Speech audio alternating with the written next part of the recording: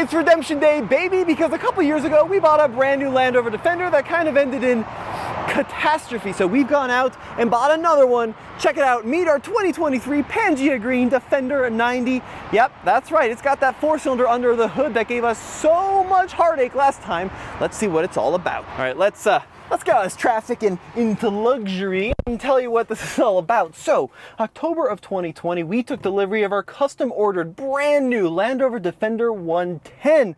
Defenders were all the rage, the return of an icon to the United States after decades of being gone. Now, keep in mind, Defenders were like 80, 90, 100 grand if you could find them on lots. We ordered ours at just under $60,000. Everything you needed off-road and nothing you didn't. And then 200 miles or so later, it threw a check engine light, and then it threw it again, and then it was replaced by another Land Rover, which had a bit of a mishap with the wiring harness, and then a third one, which ended up being great. But that third one was a 6-cylinder with a bunch of options, and it was very bougie, and it kind of lost the plot of what we wanted to do with the Defender. So my dad had the brilliant idea, I'm going to give him some credit for once, to go out and buy another 4-cylinder base model Defender and give it a proper shakedown, a proper test to see if ours was just a fluke. So that's what we've done. So this is our new Pangea Green Defender 90. It's not quite new, I should clarify. It's actually used 10,389 miles on this 4-cylinder Defender 90.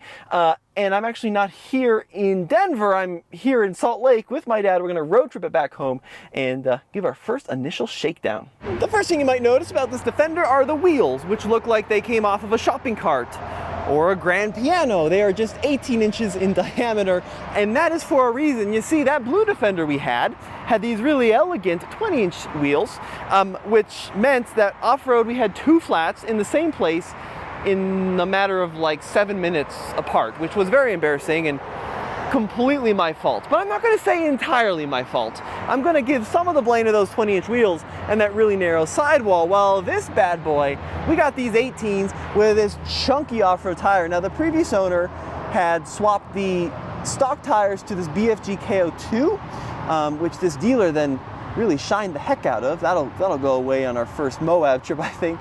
But yeah, really good tire, all-terrain, and that's going to be very helpful off-road. Now, why the Defender 90? Because there are 3 configurations of Defender.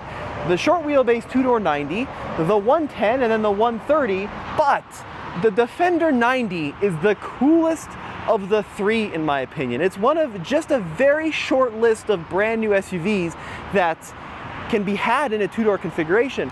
And the reason that it's so unusual is because of something called the chicken tax, which is a tariff placed on light trucks and also 2-door SUVs that aren't manufactured in North America. But Land Rover decided to bring the Defender in anyways, which I think is really fantastic. Now, the 110 is much more practical and is much easier to resell, and it's actually probably worth more in the secondhand market. And the 130 kind of looks like a school bus to me.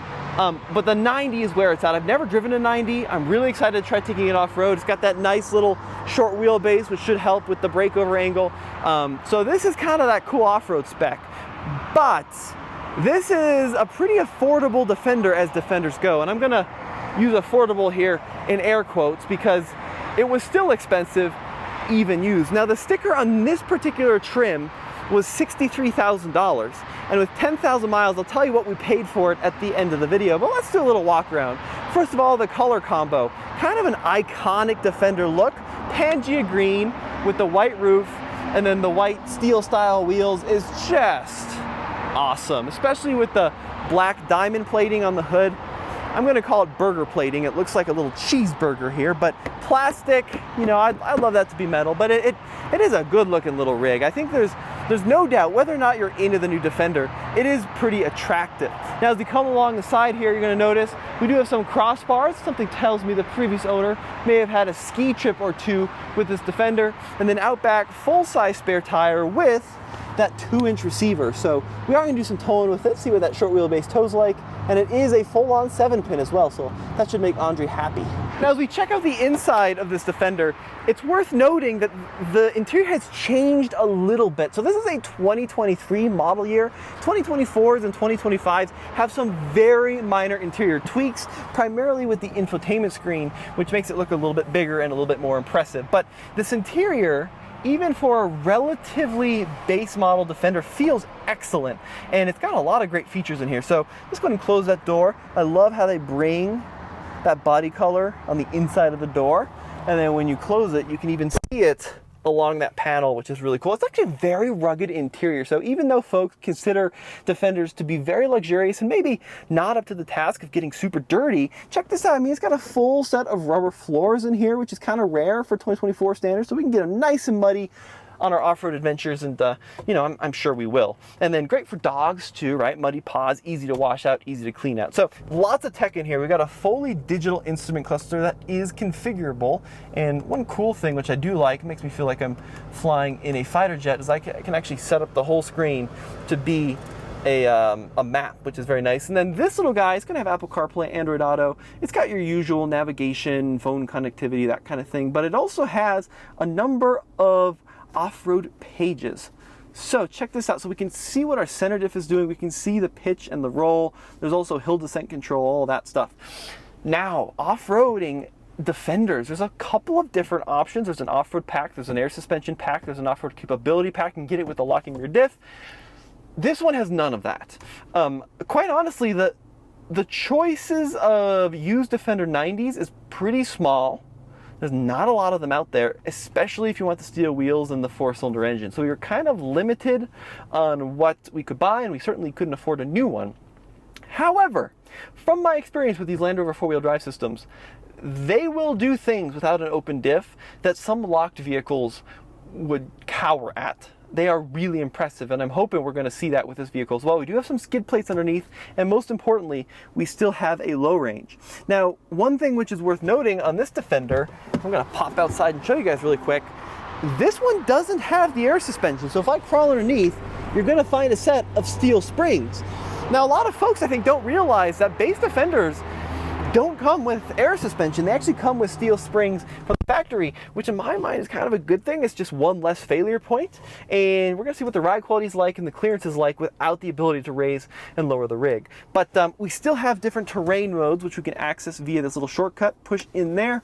And then we got comfort, grass, gravel, snow, mud ruts, sand, and then rock crawl. There is no automatic setting though, because it doesn't have one of those packages. But apart from that, folks, I mean, there are a couple of nice things in here. Let me go ahead and grab that Monroney, and we'll talk about what this bad boy has and what she's missing. So, 2023 Land Rover Defender 90.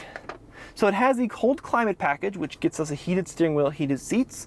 It's got the sliding panoramic roof, kind of a nice thing to have, which won't open, by the way, with those crossbars on. White contrast roof, adaptive cruise control. That's going to be great on our Salt Lake City road trip here. Tow hitch receiver, front fog lights. Really, Land Rover, you make people pay $200 for fog lights. Locking wheel nuts. It's got the full-size spare, which is great. The emergency pack, the basic rear seat convenience pack. Ooh, bougie. And then it's got the handover pack. I don't know what the heck is a handover pack. $25. Is that like a handshake just to take delivery of the thing? Let me know if you know in the comments below. And there was the original sticker, 63,330. Now, if you were to spec this Land Rover for 2025 model year, you can't, first of all, because you can't get those white 18-inch steel wheels. You have to get a 20-inch steel wheel. Don't get me started with going back to 20s, but you can still do a Defender 90 with a basic setup, and it's going to be probably a couple grand more because of inflation and that kind of thing. So it's going to go up a little bit more than what this vehicle was, but pretty similar in price. So if you're wondering, why don't I see a lot of Defender 90s out in the wild, I'll show you why. It's basically down to one thing. Let's check out the rear seat. Now I can fold the seat forward, but I can't actually get in. I actually have to push this button, and then it slides forward. And you can measure that speed on a Jurassic calendar. It is incredibly slow and inconvenient getting into the back seat of the D90. And then let's see what it's like when you're back here. I gotta push the button again. Oh, I gotta hold it? Oh man, that's very peasant-like. But actually, it's really roomy back here once you end up in the second row. Gotta love those little alpine lights letting in some additional light. And it is a proper three-seater back here, and even the middle seat has pretty decent room. So it's a real pain getting in and out of the back seat, but once you're back here, it's really quite nice. Grab handles, speakers, USB sockets, and air vents to keep those furry friends nice and cool. So really not a bad seat at all. And then we come to the trunk. So if you are hauling around toaster ovens, or if you're a microwave salesman, you can probably fit 2 or 3 of them in here. It's actually a better trunk area than like a two-door Wrangler. Look, I think the thing which I'm figuring out about this Defender 90 is, yes, getting into the rear seat is hard, and the doors are big, and it looks pretty small on video. In person, it's not really that small. It's kind of stubby, but it's super wide and very, very, very, very tall. So don't expect this to be like a compact sized car if you have a really small parking space, because it just isn't. You know, Tommy, there is nothing better than driving a brand new car to us for the first time. Yeah, this is a really, really exciting day. You know, anytime you can pick up a new vehicle, it's going to be a fun day. And the best part of it is I get the road trip it back with you to Colorado. But I got to tell you, I am super surprised. So we have owned the 110, Defender 110. We reviewed the 130, but we have never touched the 90. And I was expecting this to be kind of like a two-door Wrangler, you know, where it's kind of small and nimble. It's not. Yeah, it definitely feels a little porky.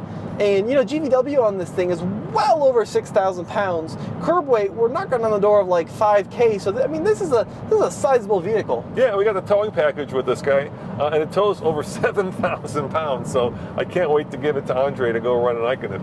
No, for sure. And look, I mean, my first impressions are going down the road, even though it does have that little stubby wheelbase, it actually rides pretty smooth. We're not bouncing or lurching around on this highway because it looks almost comical, but it feels pretty normal. Yeah, now, did you talk about why we flew all the way out to Salt Lake City to get one? I did. And look, what it comes down to is like a used Defender 90, pretty hard to find anywhere. I don't think they sell a ton of them in the US. It's one of the few SUVs, as we talked about, that you can actually get in a two-door configuration because of that chicken tax. So finding them out in the real world is pretty tough. Yeah, you know, when Jeep introduced, I keep talking about Jeep, but you know, they're very competitive. When they introduced the unlimited Wrangler, in other words, the four-door, right? Immediately they went to like 70% sales, and now I think they're over 80% sales in the four-door. I did a lot of looking around for a two-door. I think this is less than 5%. I don't know that for sure, but just by kind of seeing how many of these two-door 90s are out there, it's very few. Yeah, no, for sure. I mean, when you see them out in the world, you're almost always going to see the 110 or the 130. But this is the one that, right now, as a used vehicle, this is cheaper than a 110 because it's compromised. But if we hold on to it for 70 years, which we won't, but if we do, this is going to be the collectible one. Actually, the most collectible one is the 90 with that monster V8. That thing is just stupid. Yeah, that's going to be the one people want. You know how much those cost new? They're like $100,000, aren't they? They're over $100,000. Yeah, they're really expensive. Yeah. So I think we got the right setup. Look, we got Carl Springs, we got Steely's, or fake Steely's, and we got two doors. And we're going to have to see if this does better than the 110 that we had. Even though I'm a little worried, I'm sure you talked about the ground clearance, but it's only like 9 inches, dude. It's not a lot. Right, and it's not adjustable, so the way you could tell is there'd be a couple buttons here for the air suspension to raise and lower. That's one way you can tell if you're looking for these online. And yeah, I think it's going to be okay. Actually seeing it in person and knowing that crawling underneath there is some skid plating, I think it'll probably be fine. But it's a little compromising ground clearance. But the nice thing with coil springs is, in theory, you could just do a more traditional lift on it versus like a Johnson rod that you'd have to do on an air suspension. So maybe we'll look into that as well. Yeah, and you know, I'm not that great about remembering what the old ride was like, but the ride on this one with coil springs is not bad, especially on the highway. I mean, it feels comfortable and yet taut. It's a little firmer. I think probably the spring rate's a little tighter on the 90 than the 110, which makes sense, so it doesn't do somersaults when you hit the brakes. But yeah, it actually feels really, really nice. It's not as tractor-like as I kind of thought it might be. Yeah, the other nice thing about this, which I'm going to be a sucker for this, it just looks much better, right? There's something about, like you said, the two-door that makes it look much more purposeful, much more rugged, much more off-roady. Yeah, no, it's fantastic. I think that this is the one to get if you're an enthusiast and if you don't have kids or anything larger than a hamster to haul around. But I do love the seating position. You feel like, once again, you know, you're the captain of the road. the master of the highway. You just feel like you're sitting on top of the world here, and it really does have great sight lines. So we have about 494 miles back to our home base in Colorado. Dealer experience took quite a bit longer than it was expected. Yeah, it always does, doesn't it? Yeah, it was pretty challenging, we'll put it to you that way. Yeah, it was. So we're going to make our way to first we're going to go to Park City, which is a big ski area. We're going to get some lunch, and then we're going to make our way across Wyoming and then down into Colorado. You know, Tommy, one of my favorite things to do in the world is road tripping, and to be able to do it with you in a new to us car is just spectacular. I've been so excited for this day, and not disappointed, except for this, Tommy. Did you show them this? Yeah, the A-pillar is falling off. The A-pillar is falling off. Yeah. Luckily, this car is still under full manufacturer warranty, so when we take it in to have the oil changed, we'll have them fix that. Or maybe I'll fix it, because I don't know how long I can put up with that before it drives me crazy.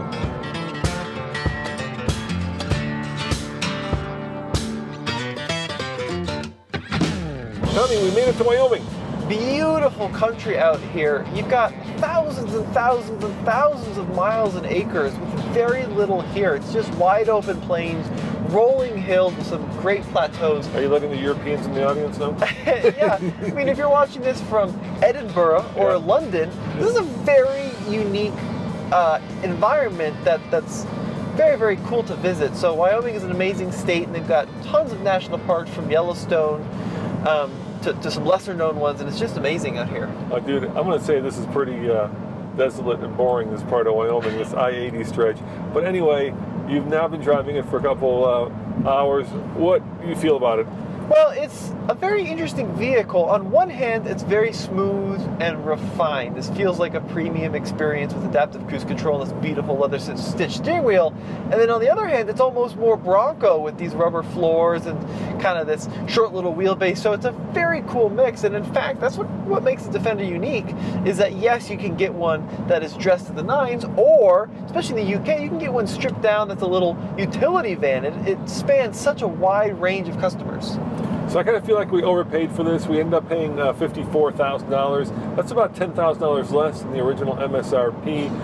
And I was just considering what else we could have gotten for $54,000. And when we were at that Ford dealership, they had that Heritage Edition Ford Bronco. And I don't know, dude, I was pretty tempted. That's a lot of off-road vehicle you can get for about the same amount of money. I know, I think that those Heritage Broncos are a little bit more. I think they're like mid-60s, I want to say. All right, how about an Everglades Sasquatch? That's probably $3K more than this. Yeah, like 55 to 58,000 for a Sasquatch. And it's a convertible. There's a lot of other vehicles. I mean, you could get a new Wrangler for this, although in 2024, if you're just looking at MSRP, not much of a new Wrangler. And then you could also get a lot of Toyota for this, right? You're knocking on the door of Land Cruiser 1958 money. You're certainly well into 4Runner money. So there's a lot of different options in this price point. Yeah, and so I'm curious as to, wait, all right, I got to be completely transparent here. One of the reasons we bought this was when we first bought the Defender way back in 2020, I kind of was left with a sour taste in my mouth because of the whole process that we went through where we ended up with 3 of them. And so I didn't think I was being fair to it, because once you're kind of like exposed to something that you spend a lot of money for and it breaks right away and then it gets fixed and you got to get another one, then it's just not the same. So I really wanted to give this a fair shake. And I got to tell you, Tommy, now that, you know, I've been in this thing for a couple of hours, I'm really starting to fall in love with it. I think there's a lot of charm here. Yeah, it's a very special feeling vehicle. I think that's a good way to put it, but it's not so, we'll say, special feeling that your wife or partner or spouse wouldn't want to drive it. So this is a much more comfortable, refined vehicle on the road than I think any of the vehicles we just listed. It's a lot more comfortable than a Wrangler Bronco. It's more comfortable than a 4Runner, more refined than I'd even say like a 1958 Land Cruiser. It's just a great high-speed, silent missile when you're on the pavement. And then when you're off-road, I'm not sure how it's going to perform yet, and that's going to be in a coming video. Yeah, there's a couple interesting things about this one that makes it unique. First and foremost, I don't think these came from the factory with KO2s, which is what this has. Yep, someone almost certainly swapped them on. Yep. Yeah, maybe this is somebody's ski vehicle. And then it has these roof rails up here, which prohibit the sunroof from actually opening, so we're going to pull those off. Those also look pretty homemade. The other thing I want to say is, look, I think a lot of folks, when the Defender launched, were calling it discoveries, right? Saying this is the best Discovery ever made. And I think there was some truth in that, where it did feel more in line with like an LR4 and LR3 than an actual Defender. But what's cool is once you get the two-door, all of a sudden it no longer feels like a Discovery, because Discovery two-doors haven't really existed in the US since maybe ever, and in the UK since the early 90s. So it's a much more unique vehicle than a typical four-door Defender, which I appreciate. Yeah, and this is right now the cheapest one out of all of them, right? Out of all the 90s, because we got the S, and then there's the six-cylinder dynamic, and then you get up to the V8, and they get pretty expensive. And a problem with the more high-end models is the wheels get bigger, and it just becomes much more roadworthy and much less off-road worthy. And really, we want to take this off-road. The funny thing is like, even if you get, so the Octa just launched. Yes. Which is this twin-turbo, BMW-powered 626 horsepower beast, $159,000, somewhere in that range. And it has everything you need to go off-roading. It's got the clearance and the tech and the gear, but then the smallest we can get on it's like a 20-inch wheel. So it's like Land Rover makes, and they've been doing this for years, they get like 90% of the way to being really, really good off-road, and then they always put the wrong wheels and tires on them, except for this one. But that's what's cool about this four-cylinder, is there's no concern about brake rubbing, or what, can I really fit an 18-inch wheel on it? The little four-cylinders have them from the factory ready to go. Yeah, and what's the fuel economy? What are we getting? Well, it's not awesome. Yeah. So we've got about 100 miles, and we are sitting at about 22.7 mpg. Yeah, I mean, it's a big vehicle, so it's the smallest motor you can get. And usually when you have a lot of vehicle with a small motor, it ends up working harder, so it ends up using a little bit more gas. In some ways, maybe the V8 could even be more fuel efficient if you didn't get on the throttle too much.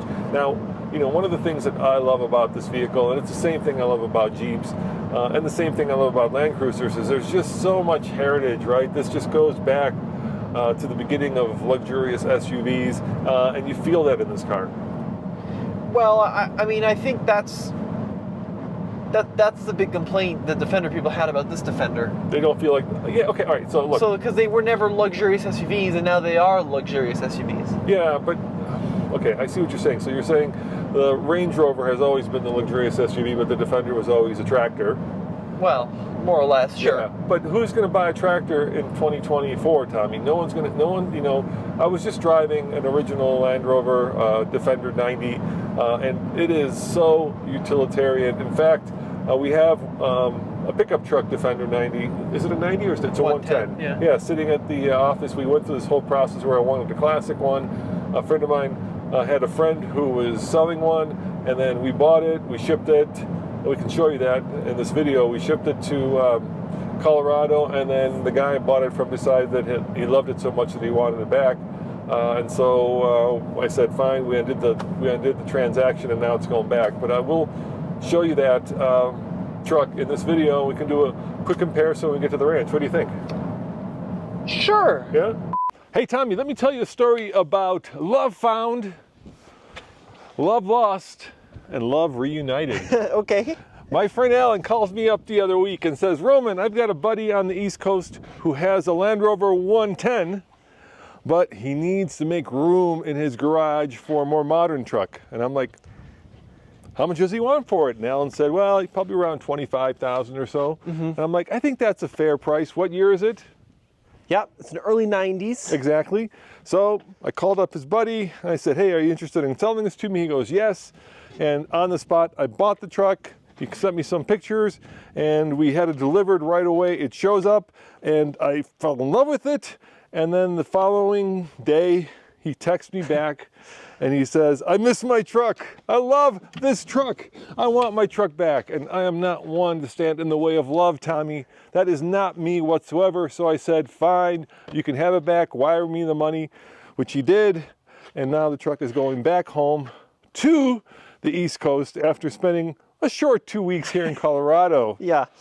Look, I am pretty devastated about the whole situation because this is one of like my top 2 dream cars ever, the original Land Rover Defender, and I think I've put maybe 25 miles on this one, and yeah, I'm a little crushed by it, but one day, mark my words, one day I will own an original Land Rover Defender with another diesel engine. But let's talk about the kind of progression of the Defender name. Yeah. So the Land Rover launched post-World War II as a copy of the Willys Jeep, I have to say, an aluminum body copy. The Brits don't talk about that. No, they really don't like to talk about that, but largely it was inspired by ex-surplus MB and GPW Jeeps, right? And you know why it's aluminum? Well, because of... They couldn't get their hands on steel. It was after the war, so Yeah. that's why these bad boys were made of aluminum. Well, not entirely, as this one is clearly showing in certain areas. But look, they didn't actually start calling them Defenders until 1990, so they were known as, you know, Series 2 and 3, and then they had variations on that, and then the 80s and the 110s, but they didn't start calling them Defenders till 1990, and then they continued production all the way up till right around 8 years ago they built these things, and they are very rudimentary compared to the new ones. So I they would say agrarian. Yeah, solid, agricultural. solid axle. They've got body on frame construction. This one is coil springs in the front, and then this is the coolest part about this one. I love this. I don't think my dad Right-hand drive? What'd you say? Right-hand drive? No, that's cool too. This came out of the UK. This one has a really interesting engine. So this is called a 200 TDI. Now they didn't sell this engine here in the States. This one's clearly been imported. But what you're looking at here is a 4-cylinder mechanical injection diesel. So this is one of those engines, Dad, that requires no electricity to keep running. It's fully mechanical, and they just go and go and go forever. But they had one Achilles heel. In case maybe you could point the camera up here, which will show you that Achilles heel, and that is even though they were aluminum, the frames were steel, and they, especially in the wet climate of lovely UK, they tended to rust, and then rust on top of rust, and rust. Now, the guy I bought this from, one of the reasons he fell in love with it was because he redid a lot of the mechanicals. So mechanically, this is a really well-sorted 110 pickup truck, but as you showed, there is rust. Yeah, and as they all have. There is some pretty considerable frame rust that has been patched. So this is not going to be a Concours version. Now, Dad, they did sell these here in the States, didn't they? They sold about 7,000 of them from, I think, 94 to 97. Those are called the NAS, and they're highly sought after. They came with a V8, and they tend to run anywhere on the low side from about 40,000, maybe 35 up to 130,000 if they're completely sorted and completely redone. Those are the most valuable, and the reason for that, of course, is because they're right-hand drive versus left-hand drive, and they're V8s. Other way, they're left-hand drive. Not Sorry, yeah. They're hold on here. Okay, yeah. I got my hands mixed up. Left-hand drive instead of right-hand drive. No, and then these imported ones, they can be anywhere from like 15 to 50,000, depending on where they came from in the condition. I love them. I think they're cool.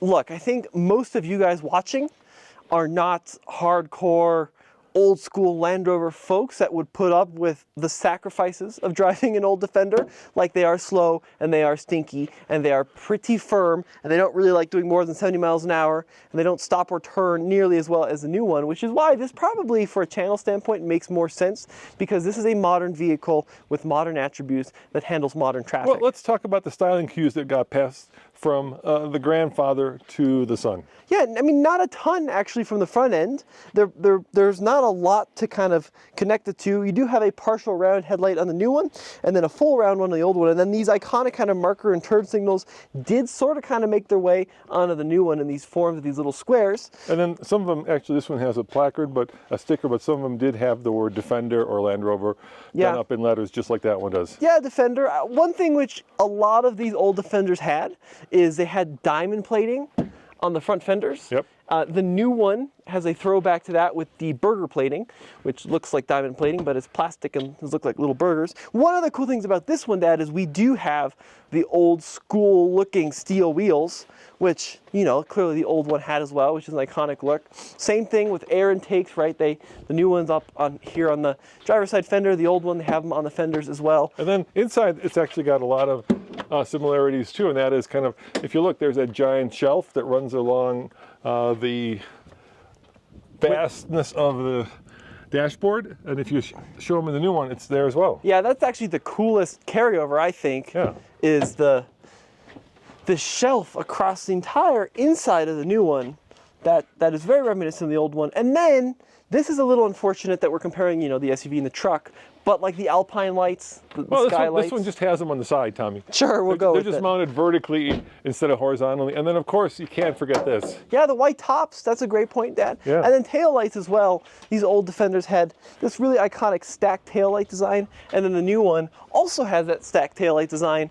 If we had the wagon, you'd also see, spare tires on the back, the way the swing gates open is all sort of similar. So there are certain trends, very squared off. I think that there's more Defender in the rear than in the front. Yeah, and then the other trend, unfortunately, and this kind of comes and goes depending on which one you buy, is, let me show you, come on over here.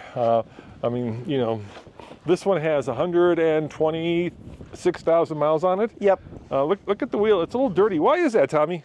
Oh, well, this one's had a couple axle seals fail on it. Yes. So look, I mean... The reputation for reliability has also been passed down or up through the family line. It depends who you ask. I mean, these with the 200 TDIs can go forever and ever and ever, but they're not... Well, the engine can go forever and ever and ever. They're not Toyota reliable. There's just no way around it. And certainly, depending on who you ask, that might apply to the new one as well, but that's what we're going to find out in the series. Yeah, that's why we bought them. The Defender purists wanted that experience of solid axles and utilitarian, and now they have it in the new Ineos Grenadier. So you actually have that option if you want the more luxurious, comfortable road-going one, get the Land Rover, and if you want that return to form, you can get the Grenadier. All right, but here's the thing. We just spent a long time talking about how this does compete with the Grenadier. The Grenadier is a lot more expensive, even if you get the four-door. So... I mean, you could get a Defender up to $80,000, $90,000. Yeah, pretty easily. I mean, they're pretty much, apart from the weird exceptions like this base model two-door, the Ineos competes with the Land Rover directly on pricing. So, all right, I know you love the Defender, Tommy, and I know you love the Ineos. Mm-hmm. So, given parity in pricing, which would you get? Well, all pricing considered, the Ineos is for me. Okay. I really do like that 3-liter inline 6 from BMW. The solid axle thing is fantastic. I really like all the buttons on the inside and the removable roof panels. It's just a little bit more outdoorsy. Yeah, it's a little bit more Patagonia, if you will, as in a modern trendy term. But then it doesn't handle as well on road, and if you compare price to price, like, it doesn't have a lot of stuff that you'd expect, like adaptive cruise control and keyless entry and all of this stuff. Lumbar. With the lumbar support, yeah, which the Land Rover does have. Heated steering wheel. Heated steering wheel, yeah. You can keep going, ventilated seats, all of this stuff, right? Yeah, There's a ton of stuff. The easy answer is the Grenadier is much better off-road, and this is much better on-road. Sure. I think that's the easy answer. But, for those of you guys who don't know, we owned Ineos for the better part of this year, at the beginning of the year, and I just did not connect with that vehicle. I found the steering to be wandery. I found a lot of the truck to be very rudimentary. I agree it has a better powertrain, but we're comparing a 4-cylinder here to a straight 6 BMW unit there. Of course, Land Rover also makes a straight 6 for this. Mm-hmm. So that's kind of apples to apples. But I just found that maybe they had gone too far to the overlanding side and not far enough to the luxury kind of comfortable side. And that's because I'm older than you are, Tommy. I don't like things like heated steering wheel, lumbar support, adaptive cruise control, all the kind of great features that this has. And that thing certainly, I agree, carries on in the tradition of the original Defender. But now that we've owned both, I kind of feel that Land Rover did the right thing by making this more luxurious and less tractor-like. Well, I think if you look at the sales numbers, yeah, that this was exactly what they needed to do to sell vehicles. And I think that Grenadier appeals to a much smaller audience, and this Defender appeals to a lot more folks in America that want that comfort and that road-going ability. But it's great that you have the option for both. And I think if you're cross-shopping them, I'd strongly recommend driving both of them, because you're right, that Grenadier is definitely quirky on the pavement. Yeah, now the one that really pulls at my heartstrings, and we just had at the office and we took it up a pretty serious mountain pass is, of course, the Bronco Everglades, and they're very similarly priced to this. So now I'm talking about not necessarily apples to apples comparison, but pricing comparison. I've got $54,000. What am I going to do with it, right? That one, you get lockers, you get a convertible, you get a snorkel, you get a winch. There's just a lot of really great off-road goodness you get. You get 35s from the factory, and as a pure off-roader, that, I think, has a lot more natural athletic ability than this vehicle will. But then again, you know, going across I-80 in Wyoming, would I rather be in a Defender or the Bronco Everglades? You know the answer, Tommy. It's this. Okay, not fair enough.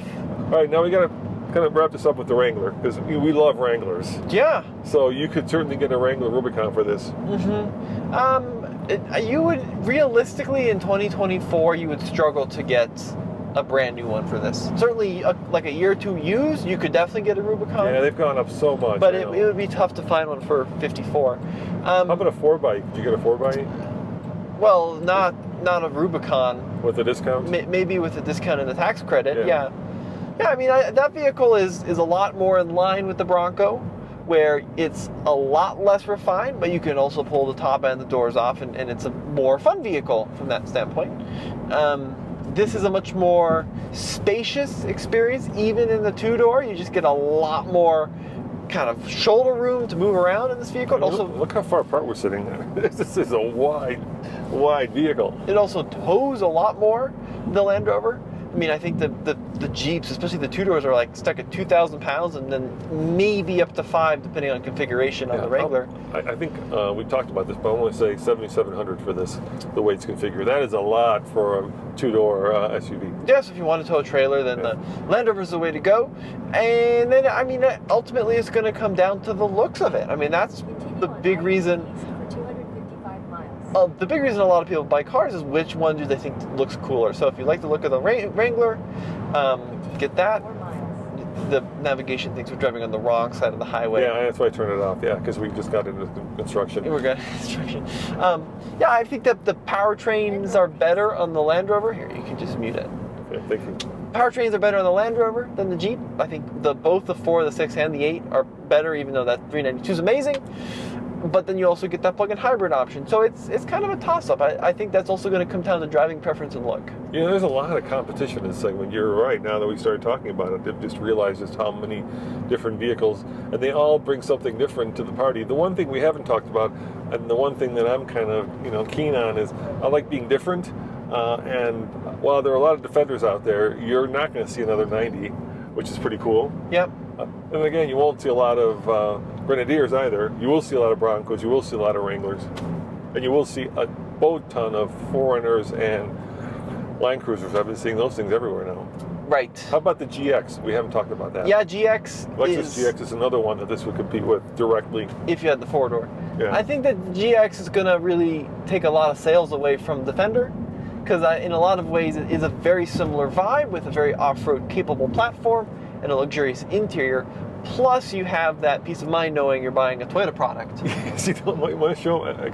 Here, you got. I mean, that's not a big deal. It's a piece of trim, and maybe they had like a radar detector or something that they put in there. They broke the clips. Yeah. So I don't think that's a good reference for reliability. No, but it is a bad reference for the dealership that they would not notice the piece of. Well, they don't care. They just want to get their car out the door as fast as possible. Yeah. So that's why we bought this, though, is to put on some miles on it and use it as a film car and use it as a off-roader and see if it is going to last over the next 6 months or a year or whatever. I'd love to keep it 20, but I don't think the viewership base is going to keep watching for 20 years. I'm not sure they're going to keep watching now. Yeah. We've been talking for like 15 minutes. But let's see what happens after at least 6 months to a year, and if there's any catastrophes, we'll show you, and if there's any problems, we'll let you know. I got to ask you one more question before we wrap this up, all right? This is one that is near and dear to your heart. So you own an LR3 that you paid for with your hard-earned $5,000. Yes. Which do you like better, Defender or your LR3? Well, it's kind of tough for me because I have a lot of kind of emotional attachment to that LR3, and there's a lot of great things about it. The ride quality, even 18 years later, is better on the LR3 than any Defender I've driven. That's crazy. It is. I mean, it's got air suspension, so I think that helps. But even against the air suspension Defender, and I missed a little armrest, which the captain's chairs. I actually the physical buttons and switches in the LR3. There's no screens and there's no fanciness. Having said that, the engine in mine is pretty dreadful. And you got the base engine. Yeah, the V6 is 215 horsepower and it's trying to tug around 5,000 pounds, so that's not great, right? And you know, at the end of the day, it is an 18-year-old car, so there are going to be those concerns that come along with road tripping an 18-year-old car. But it's amazing what LR3s will do off-road, and they're kind of similar to this in terms of the construction and the transfer case design and all that. So I don't know yet, Dad. I'm going to have to spend some time in this and see which one I like more, but that LR3 is my favorite SUV I've ever driven, so we're going to have to see if this stacks up. Well, guys, thanks for watching.